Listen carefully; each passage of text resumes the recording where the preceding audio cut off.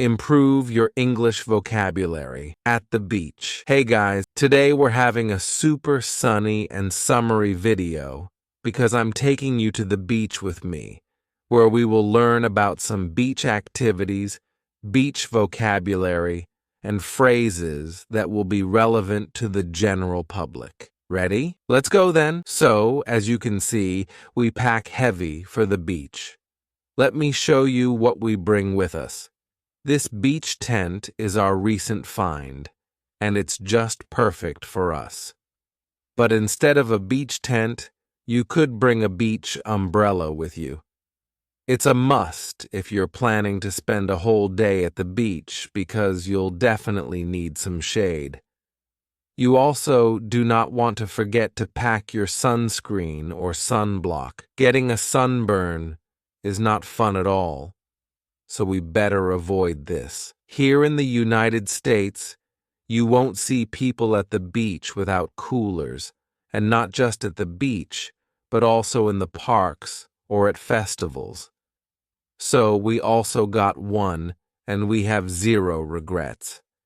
Now we can enjoy cold drinks in the hot weather wherever we go. Of course, you'd bring a beach towel with you, beach chairs or beach lounge chairs, or just, like us, some lawn chairs. However, we do have these beach loungers, which are awesome, by the way. They are light, foldable, and portable.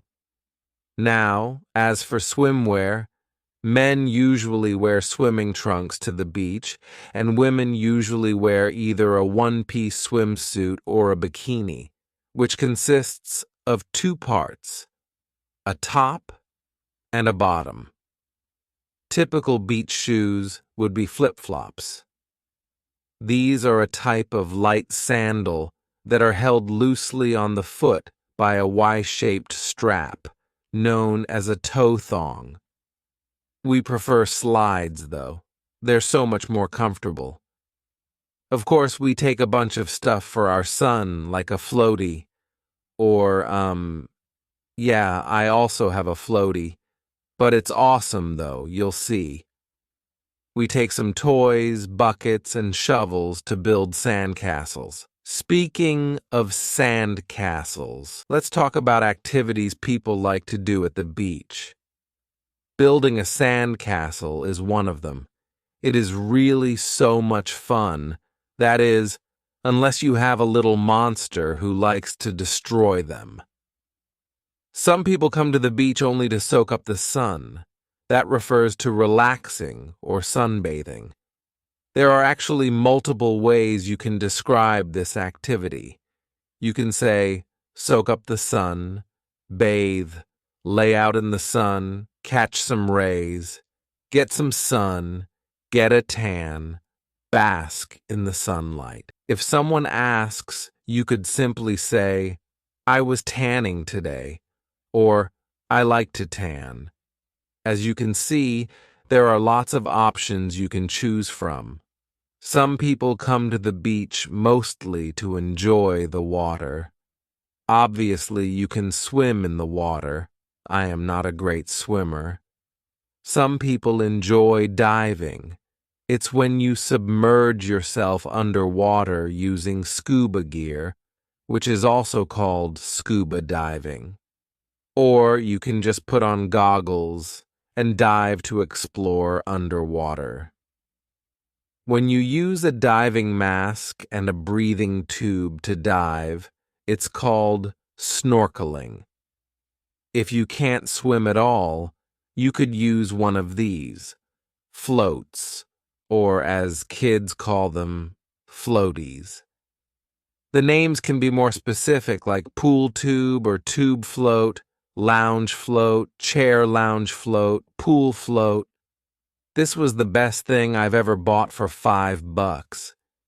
If you're, God forbid, drowning, a lifeguard, or just some people, would use one of these to save you. Life preserver, life ring, life belt, life saver, life buoy. So, if someone is ever in a dangerous situation in the water and they ask you to throw them one of these, you'll know what to look for. A lifeguard tower is like a super tall seat with the best ocean view ever. It's like a lifeguard's cozy nest at the beach, where they can watch over everyone splashing around in the water. Imagine you're at the beach, trying to impress your friends with your awesome swimming skills, but suddenly you start doing the I'm wobbly jellyfish dance. That's when the lifeguard in the tower jumps into action, blows their whistle, and saves you from turning into seaweed salad. So, if you're at the beach and see someone up in the lifeguard tower, remember, they're like the beach bosses, making sure nobody turns into a soggy sandwich. Right now, we're at Lake Michigan, which looks like a sea, to be honest. Very often, there are high waves at the lake caused by strong winds. You can refer to them as choppy waves or simply choppy water. This term describes the rough and turbulent water surface caused by strong winds or other factors that create waves of significant height on a lake. The rocks that you see on the beach or at the shoreline are called pebbles. Another very popular activity is beach combing. This means to wander along the beach, typically near the shoreline, in search of interesting and valuable items that have washed ashore. People often look for seashells, driftwood, sea glass, marine debris, and other treasures. We also enjoy throwing a frisbee at the beach or playing frisbee. That's another popular beach activity. But there are so many other games people play at the beach, like beach volleyball, tossing bags, or beach soccer. And I feel like there are countless beach ball games. There's also a lot of water sports and activities like jet boating, jet skiing, yachting, kayaking, and so on and so forth. You might be familiar with the word shore, and you must have heard the word coast. But what's the difference between them? Are they interchangeable? The short answer would be no. The word shore is a more specific term describing the immediate boundary between land and water. It can include various features like sandy beaches, rocky cliffs, or marshy areas. The word coast, on the other hand, refers to the broader area that includes the shoreline and its adjacent regions. You can see the picture on the screen. So, what are your favorite beach activities? Are you more of a sunbathing, relaxing person, or do you prefer to spend your time at the beach being active? And, by the way, I didn't mention words like sunglasses or a hat, so as not to oversimplify the video. Well, that would be it for this video. Thank you so much, guys, for watching it, and thank you for going to the beach with me. I really hope you enjoyed it, and as usual, I'll see you in the next one. Thank you. Improve your English vocabulary, household chores, and daily routines vocabulary. Hey everyone, welcome to our home and to another interactive part of this episode. In this part, we'll learn how to talk about the things all of us do every day in English, the things we do around the house and household chores. So, let's combine business with pleasure. I'll be doing my household chores and describing them to you while telling you about them. All right. Awesome. Let's go then. The first thing we all do every single day. It's never ending, especially if you have kids, and I'm sure you know it. We all clean up. Or you could also say tidy up, which means to organize a room or an area. I teach my son to always clean up his mess and put his stuff away, and let me tell you, it's a constant battle. Did you notice another useful phrasal verb here? It's put away. To put away means to place something in a specific spot where it belongs. So you could say something like, put away your clothes, or put away your books, to your child or to your spouse. All right, let's say you want to ask someone to do this or this, like these specific actions. Do you know what these are called? This is called sweeping the floor using a broom. And this one is called mopping the floor. To clean the floor using a mop and water or a cleaning solution. Very often, people split their chores and have a deal where one of them does one thing and the other one does another. Hey, how about I sweep and you mop the floor? All right, maybe using a broom is not that common anymore, but using a vacuum cleaner definitely is. So when you do this, you vacuum or vacuum clean. We all know the word dust, right? This is dust.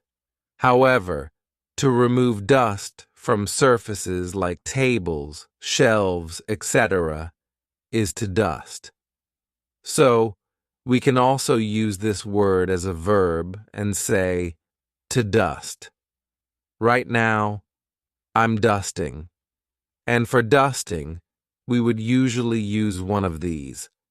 We could also say to dust off, which means to remove dust or dirt from the surface of an object, and we would usually use it to describe something like this.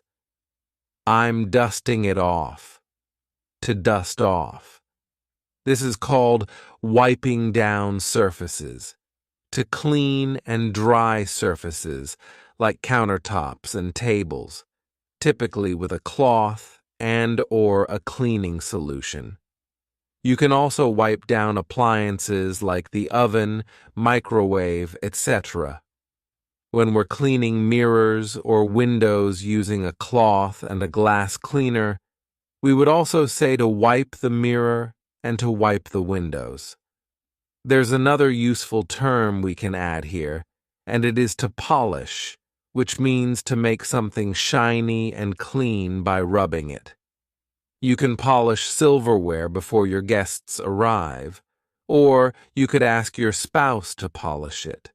You could also polish the floors, or you could punish your child and make them polish the floors. I'm just kidding. Or am I? But you can most definitely make watering plants their job. Let's move to my kitchen. Here, we would do the dishes, do the washing up, or wash the dishes. Saying, do the dishes is more common, though. If you have a dishwasher, you load the dishwasher, meaning you place dirty dishes into the dishwasher for cleaning. Then, you would unload it or empty it. To empty the dishwasher means to remove clean dishes from the dishwasher. Every once in a while, you need to clean out the refrigerator, which means to remove old and expired food items and clean the fridge. And you need to defrost the freezer, which means to remove ice buildup and frost from the freezer.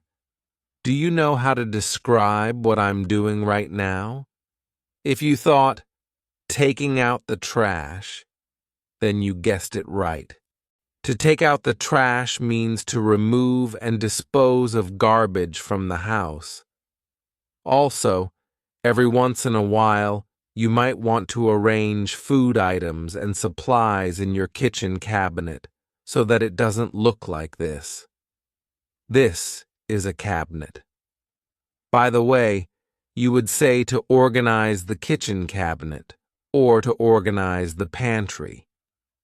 But we don't have a pantry in this apartment to show you. However, here's a picture of a pantry. You can also organize the paperwork, which means to sort and file important documents. You could also say to organize the closet, which means to arrange clothes and belongings in the closet in an orderly manner. Our closet is not organized right now, but truth be told, this is what it looks like 90% of the time. Now, let's go ahead and relocate to our laundry room, and we'll get back to our bedroom after that. The laundry room is where your washing machine or washer and dryer are, and you do your laundry. To do the laundry means to wash, dry, and fold clothes. Folding the laundry and putting it away is probably the most relaxing thing for me, if choosing between chores. If you don't have a dryer, then you must have either a clothesline or a drying rack to put wet clothes on to air dry. This is called hanging out the laundry, which could also be your child's chore, just saying. You've got to put all that energy to good use.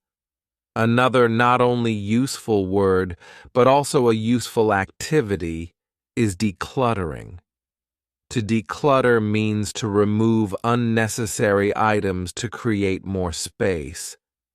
That's what I definitely need to do everywhere in my home from time to time.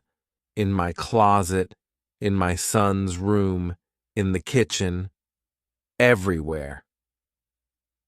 Another activity you probably know the name of and do every morning is making the bed. To make the bed means to arrange the sheets and blankets neatly on a bed. Then, once a week or once every couple of days, you would change the bed sheets to replace the old bed sheets with fresh ones. I do this, but I honestly don't like this process. A typical man chore would be to replace light bulbs, which means to exchange old and burnt-out light bulbs with new ones. Another chore I don't like to do is to go grocery shopping, which means to buy groceries and food items from a store. It just takes so much time and is really tiring for me. Hey Siri, add coconut milk to my shopping list. Okay, I added it. And the last useful phrase I want to give you is to stock up on supplies or stock up on something, which means to buy and gather necessary items in abundance, to buy a lot of them, or, as people also say, to buy in bulk. For example, you could stock up on toilet paper, macaroni and pasta, canned foods, or just items that are on sale. So now, when somebody asks you, "What did you do today?" and you just happen to be doing some chores, your reply can be more specific than just, "I did some stuff around the house." Or, when someone asks you to put something away, you'll know exactly what to do. Well, thank you guys for watching this video. I really hope you enjoyed it and learned something new. If that was the case, give this video a like, share it with your friends, subscribe to the channel if you haven't yet, and I'll see you in the next one. Improve your listening and speaking skills with this one simple method. Hey everyone, welcome back to one of your favorite part. You saw the title, you know the drill by now. we'll be working on our listening and speaking skills at the same time. I'm going to be giving you some examples and breaking them down just a tiny bit to give you a basic understanding of how connected speech and reductions work. So, let's get to it. Example 1. You can keep trying to push me away. It's not going to work.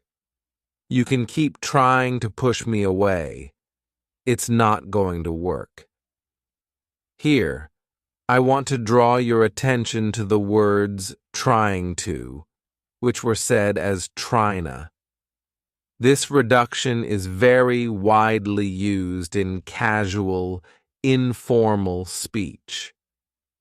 To is reduced to the schwa sound, and we don't pronounce the ing ending in the word trying.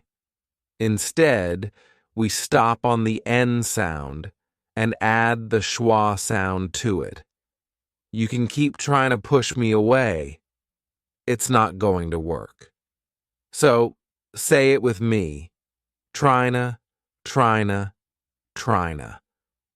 Also, note that when we blend together a T and an R, we get a TR sound. Tryna.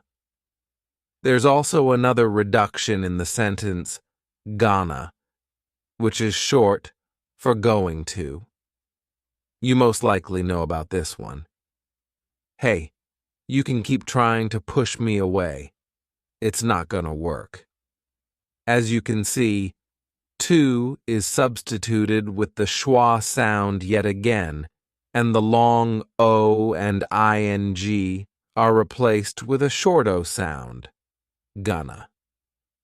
Now, let's try to say the full sentence.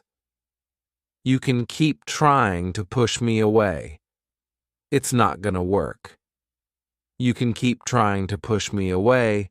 It's not gonna work. This reduction of going to is also informal, but is used basically all the time by native speakers. Example 2. Here's another example of its usage in conjunction with the word wanna. I'm going to want to marry you in 5 days or in 5 years. Okay, let's try it together. I'm gonna wanna. I'm going to want to marry you. I'm going to want to marry you in 5 days or in 5 years. Wanna is short for want to and is reduced by the same pattern. However, gonna can be reduced even further. Hard to believe, but it's true. If we add I'm to gonna, we can reduce it to I'ma. So now, I'm going to becomes I'ma. For example, I'ma go do that. Let's try these examples together. I'ma go do that, so you dance. I'ma go find a maintenance worker. I'ma start dating men. Note, this reduction only works with the word I, and even I can sometimes be dropped. All of this can be reduced to just ma, but that would sound super casual. Let's practice. I'ma go do that. I'ma go do that. Example 3. But I gotta say, I didn't think you'd make the cut for the Christmas party. Here, the words we're focusing on are, but I gotta say. Gotta is short for have got to, and have got to is the same as just have to. So, I gotta say and I have to say mean exactly the same thing. You can take your pick in spoken English. You can say, I gotta say, I gotta go, I gotta get out of here. Or you can say, I have to say, I have to go, I have to get out of here. The only difference is that the first option sounds very informal, casual, and relaxed, whereas the second one sounds more formal. Let's practice saying it together. Pay attention to the two T's in gotta. They are not true T's. They are fast D's. Start slowly. But I gotta say, but I gotta say, but I gotta say. Now faster. But I gotta say, I didn't think you'd make the cut for the Christmas party. It's natural English. People do speak like that in real life. If you learn to speak like this, it's not going to make you sound illiterate, but on the contrary, you'll sound more natural. Okay, let's move on to our next example. Do you just enjoy busting my chops? Or, do you just enjoy busting my chops? So he said, do you just enjoy busting my chops? The words we will break down are do you, which were reduced to Jew. This is a very common reduction in American spoken English. Do you becomes do you. Let's try to say it in conjunction with the words just enjoy. You just enjoy. You just enjoy. You just enjoy. Now let's put it all together. Do you just enjoy busting my chops? Do you just enjoy busting my chops? Now let's listen to the next part of this conversation. Did you hear about the accident last night? Did you hear about the accident last night? And this translates into, did you hear about the accident last night? Hear how the words did you are also reduced to do you. You can understand what's being said based on the rest of the words in the sentence. Because if someone says last night, it can't be do you. Let's try to say it together, but probably not that fast. Did you hear about the accident last night? Did you hear about the accident last night? Did you hear about the accident last night? Let's listen to one more example. How'd you do that? How'd you see that? So, did you get it now? She said, how did you do that? And, did you do that? Do you was reduced to Jew, and that allowed the question to be asked more quickly and smoothly. Let's try it together. How'd you do that? How'd you do that? How'd you do that?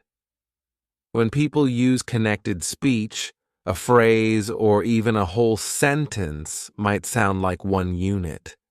For example, instead of saying, I just want you to know, pronouncing every single word separately and clearly, you can say, I just want to know. I just want you to know. I just want you to know. And then, Marie, I just want you to know that.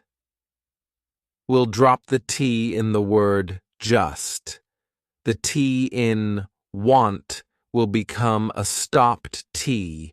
The word to will be pronounced with a fast D sound and the schwa sound. And the word no will keep its pronunciation, but won't be properly articulated. All right, got it? Cool. Let's try it. I just want you to know that. I just want you to know that. Let's start slowly. I just want you to know. I just want you to know. I just want you to know. I just want you to know. Okay, guys, that's it. I really hope that you enjoyed practicing your listening and speaking skills with me in this video. Give it a like, please. It really, really helps our channel. and subscribe if you haven't yet, and I'll see you in the next one. The end. Bye.